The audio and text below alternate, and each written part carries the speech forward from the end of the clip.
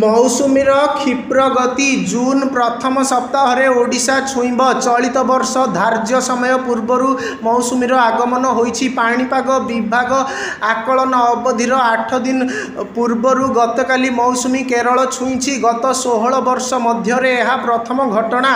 केरल में मौसुमी जनित प्रबल वर्षा आरंभ होइथिबा बेले ओडिशा को मध्य मौसुमी वायु सळ आसिबा नै आकलन करिसंती पाणीपाग विज्ञानी। साधारणतः केरल में मौसुमी वायु छुईबार 10 दिन पर यह ओडिशा को प्रवेश करिथाए। मे शेष किंबा जून मासर प्रथम सप्ताह मध्य मौसुमी वायु ओडिशा छुईबा नहीं अधिक संभावना रहिथिबा कुहा जाउछि। सेपटे 27 तारिख बेलू बंगोपसागर में सृष्टि हेब लघुचाप क्षेत्र।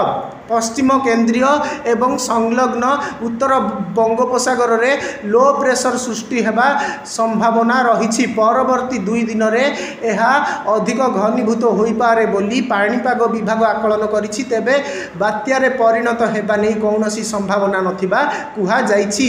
30 तारिख जाए राज्य में जारी रहिब कालबैशाखीर प्रभाव। आज कालबैशाखी 6 जिला गंजाम गजपति रायगड़ा कोरापुट मयूरभंज और केन्दुझर को येलो वार्निंग जारी होइछि। एही जिला मानकर गोटे 2टी स्थान में प्रबल वर्षार संभावना रही।